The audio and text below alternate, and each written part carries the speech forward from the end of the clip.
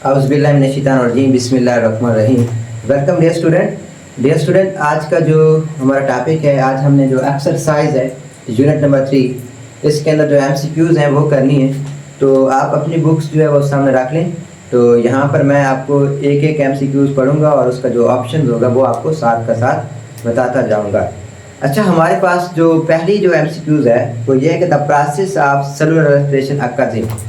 आपको याद होगा कि एक ऐसी ऑर्गेनेलिस थी जिसको हमने कहा था कि वो हमारा जो सेल्स है उसका पावर हाउस है।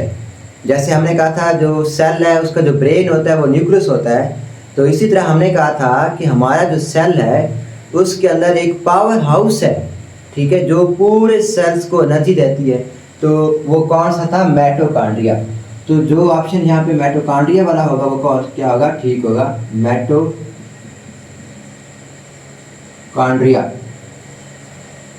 तो डियर स्टूडेंट, ये जो माइटोकॉन्ड्रिया है इससे हम कहते हैं power house of the cell. ये माइटोकॉन्ड्रिया ही होता है कि जो पूरे सेल्स के अंदर जितनी भी सेल्स को अपने काम करने के लिए एनर्जी चाहिए होती है वो बेसिकली कहाँ से मिलती है? इस माइटोकॉन्ड्रिया से मिलती है। तो इस तरह एनर्जी बनाने का जो अमल इसे हम कहते हैं सेलुलर रेस्पिरेशन। तो लिहाजा यहाँ पे जो ऑप्शन है वो माइटोकॉन्ड्रिया, वो क्या है? करेक्ट है। उसके बाद एमसीक्यूज नंबर 2 है। अच्छा, अगर एमसीक्यूज नंबर 2 की बात करें, कहते हैं the smooth endoplasmic reticulum is primarily involved in the synthesis of. देखिए, जो स्मूथ एंडोप्लाज्मिक रेटिकुलम था, देखिए जो एंडोप्लाज्मिक रेटिकुलम था वो दो तरह का था। एक था रफ एंडोप्लाज्मिक रेटिकुलम्स और दूसरा था स्मूथ एंडोप्लाज्मिक रेटिकुलम। रफ को हमने रफ इसलिए कहा था कि उसके ऊपर आपको अगर याद हो कुछ इस तरह से कि जो रफ एंडोप्लाज्मिक रेटिकुलम था उसके ऊपर क्या मौजूद थे? इस तरह से राइबोसोम्स मौजूद थे ऐसे। तो इस राइबोसोम्स होने की वजह से हमने एक हिस्से का नाम क्या दिया था? रफ।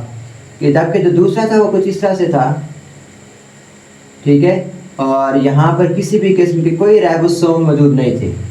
ये बड़ा स्मूथ सा था, हमवार सा, स्मूथ सा। तो ये जो वाला हिस्सा जिसे हम कहते थे स्मूथ एंडोप्लाज्मिक रेटिकुलम्स, ये जो स्मूथ एंडोप्लाज्मिक रेटिकुलम था यहाँ पर जो है लिपिड्स को क्या किया जाता था? सिंथेसाइज करवाया जाता था। तो यहाँ पे जो ऑप्शन लिपिड्स होगा, ठीक है, वो क्या है? इसका करेक्ट ऑप्शन है, ठीक है, लिपिड्स के स्मूथ एंडोप्लाज्मिक रेटिकुलम्स के अंदर लिपिड्स की क्या करवाई जाती है? तैयारी करवाई जाती है।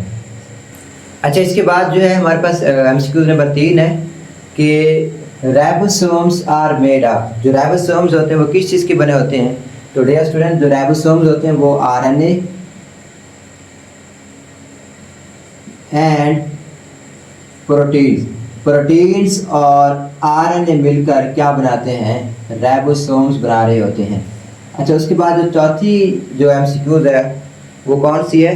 कहता है कि what is the primary function of ribosome. Dear student, जैसे हमने कहा था कि जो सेल है उसका जो ब्रेन है वो न्यूक्लियस होता है, और इसी तरह हमने कहा है कि जो माइटोकॉन्ड्रिया है ये पावर हाउस है, एनर्जी देता है। इसी तरह जो सेल के अंदर प्रोटीन की तैयारी के लिए जो फैक्ट्रियाँ होती हैं उससे हम कहते हैं राइबोसोम। तो यहाँ पर पूछ रहा है कि जो राइबोसोम्स हैं उनका फंक्शंस क्या होता है? तो प्रोटीन सिंथेसिस क्या इसका फंक्शंस है? Protein synthesis. अच्छा, इसके बाद पांचवी एमसीक्यूज है हमारे पास। जो पांचवी एमसीक्यूज है, which cell organelles is involved in packing and modifying the protein.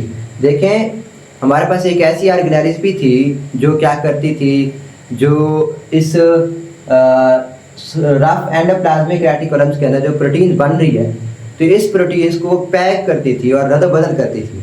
उसका नाम था गाल्जी एपरेटिस। तो गाल्जी एपरेटिस एक ऐसी ऑर्गेनेलिस थी जो इस स्मूथ रफ एंडोप्लाज्मिक रेटिकुलम से बनने वाली प्रोटीन्स को क्या करती थी? मॉडिफाइड करती थी और पैक करती थी। तो यहाँ पर ऑप्शन कौन सा ठीक है?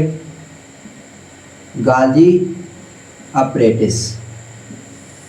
अच्छा, उसके बाद एमसीक्यू नंबर 6 कि which cell organelles is responsible for breaking down waste material. वो कौन सी ऑर्गेनेलिस है जो वेस्ट मटेरियल को ब्रेक डाउन करती थी? डियर स्टूडेंट, यहाँ पर जो है इस तरह से एक ऑर्गेनेलिस थी जिसके अंदर जो क्या मौजूद थे? इंजाइम्स मौजूद थे, और ये इंजाइम्स क्या करते थे, उससे जो वेस्ट मटेरियल होते थे उनकी ब्रेक डाउन करते थे। तो हमारे पास जो 6वीं एमसीक्यूज है, इसके अंदर एक ऑप्शन खड़ा होगा लाइसोसोम्स। तो इसका जो ऑप्शन है वो कौन सा है, लाइसोसोम्स।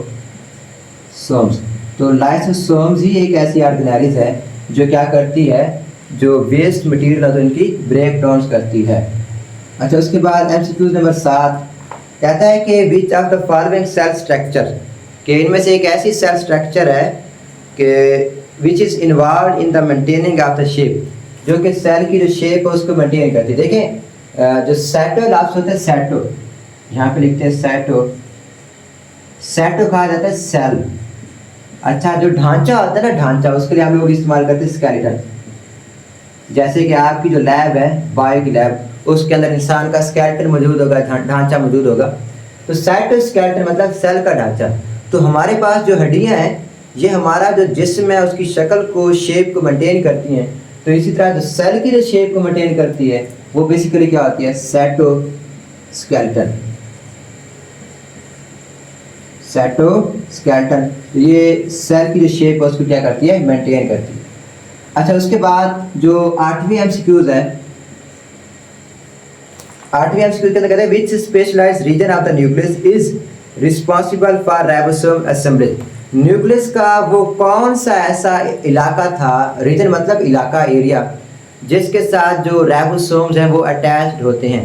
तो डियर स्टूडेंट, न्यूक्लियस के अंदर एक छोटा सा डार्ट था। अगर लेट्स सपोज कि अगर ये हमारे पास न्यूक्लियस होता, तो इस न्यूक्लियस के अंदर यहाँ पर जो है एक छोटा सा डार्ट होता है जिसको हम लोग कहते हैं न्यूक्लियोलस। ठीक है, न्यूक्लियोलस। तो न्यूक्लियोलस ही एक ऐसी स्ट्रक्चर है जिसके साथ जो राइबोसोम्स होते हैं वो क्या होते हैं, अटैच होते हैं। उसके बाद एमसीक्यूज नंबर 9, एमसीक्यूज नंबर 9 के अंदर कहता है कि what is the main function of nuclear pores. जो न्यूक्लियर पोर्स हैं इनका जो मेन फंक्शन क्या होता है। लेट्स सपोज कि ये हमारे पास क्या है, एक न्यूक्लियस है, तो इसके जो सुराख हैं, इन सुराखों को हम लोग क्या कहते हैं, न्यूक्लियर पोर्स। तो ये न्यूक्लियर पोर्स क्या करते हैं, जो मॉलिक्यूल्स हैं, ठीक है, उनको ये आने और जाने में मदद करते हैं। तो यहाँ पर लिखा होगा control the transport of molecules, कि मॉलिक्यूल्स के जो control the transport of molecules, के ये मॉलिक्यूल्स की जो कंट्रोल्स करते हैं मूवमेंट्स को, कौन, न्यूक्लियर इन्वॉल्व या न्यूक्लियर मेम्ब्रेन्स। अच्छा, उसके बाद कहता है कि जो एमसीक्यू नंबर 10 है हमारे पास 10 एक्सरसाइज की, इसके अंदर कहता है कि which of the following cellular structures is found in the animal cells and helps in cell division. कि इनमें से कौन सी ऐसी स्ट्रक्चर्स है जो एनिमल सेल्स में पाई जाती है और सेल डिवीजन के अंदर मदद करती है। डियर स्टूडेंट, अगर आपको याद हो तो हमने कुछ इस तरह की एक स्ट्रक्चर ड्रा की थी मैंने सेल्स की, और यहाँ पर जो था इस तरह से मैंने एक स्ट्रक्चर बनाई थी ऐसे। अगर आप लोगों ने प्रीवियस लेक्चर लिए हुए हैं तो आपको ये याद आ जाएगी। यहाँ से धागे निकलते थे ऐसे, इधर से निकलते धागे, और यहाँ पर क्या अटैच थे, राइबोसोम्स। क्या अटैच थे, राइबोसोम्स। और ये सिर्फ और सिर्फ उस दौरान बनते थे जब सेल के अंदर सेल डिवीजन का प्रोसेस होता था। तो ये राइबोसोम्स होते हैं, ये स्पिंडल फाइबर्स हैं। तो जो ये वाली जो डायग्राम है, ये वाली जिसे मैं ब्लैक कर रहा हूँ, इसे हम कहते हैं सेंट्रियोल्स। तो ये सेंट्रियोल्स सिर्फ और सिर्फ जो है एनिमल्स में पाए जाते हैं, और इनका काम क्या होता है कि एनिमल सेल्स के अंदर जो सेल डिवीजन का जो प्रोसेस है वो करवाना होता है। किसने, सेंट्रियोल्स ने। अच्छा, उसके बाद हमारे पास एमसीक्यूज नंबर 11, और यहाँ पर कहता है कि which subcellular organelles plays a crucial role in energy production within the cell. देखिए, सेल के अंदर वो कौन सी ऐसी ऑर्गेनेलिज है जो एनर्जी पैदा करती है। कौन सी होती है ऐसी, जिसे हम पावर हाउस ऑफ सेल भी कहते हैं। तो वह हमें पता है, ऑलरेडी भी हमने ऑप्शन पढ़ा हुआ है, वो कौन सी होती है, माइटोकॉन्ड्रिया। तो माइटोकॉन्ड्रिया एक ऐसी ऑर्गेनेलिज है जो कि सेल के अंदर एनर्जी को क्या करती है, पैदा करती है। अच्छा, उसके बाद एमसीक्यूज नंबर 12 है कि इन मल्टी सेलुलर प्लांट के, अब ये बात किसकी कर रहा है, प्लांट की कर रहा है, कि which cell type is responsible for the production of glucose. कि पौधों के अंदर, प्लांट्स के अंदर वो कौन से ऐसे सेल्स हैं जो ग्लूकोज को तैयार करते हैं। देखें, ग्लूकोज को तैयार करने वाले वो सेल्स थे जो सूरज की रोशनी को कैप्चर करते थे, सनलाइट को, और फिर उसके बाद फोटोसिंथेसिस करते थे। आपको पता है जो फोटोसिंथेसिस होता है, जो सूरज की रोशनी को पकड़ने वाले सेल है, उनका नाम होता है मेसोफिल सेल। ठीक है, मेसोफिल सेल। तो ऑप्शन नंबर आपको जो मेसोफिल सेल है ये क्या है, ठीक है। अच्छा, उसके बाद एमसीक्यू नंबर 13 है हमारे पास 13वीं।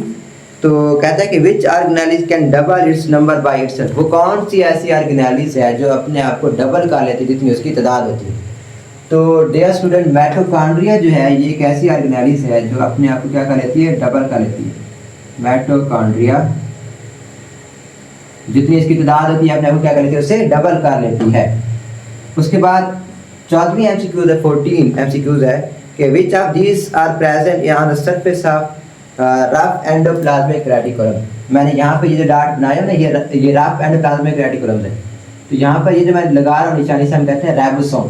तो राइबोसोम्स की वजह से जो राइबोसोम्स ऐसी स्ट्रक्चर्स हैं जो रफ एंडोप्लाज्मिक रेटिकुलम्स के अंदर मौजूद होती हैं। इसलिए हमने उस जो एंडोप्लाज्मिक रेटिकुलम का ये वाला हिस्सा जो है, ठीक है, ये वाला, इसे हम क्या कहते हैं, रफ एंडोप्लाज्मिक रेटिकुलम। तो आप एमसीक्यूज कौन सी, ठीक है, राइबोसोम। तो ये आज की हमारा जो एक्सरसाइज की एमसीक्यूज थी। मज़ीद अगर कोई भी सवाल है तो आप कमेंट सेक्शन के अंदर पूछ सकते हैं। तब तक आपको बेस्ट ऑफ लक। अल्लाह हाफिज़।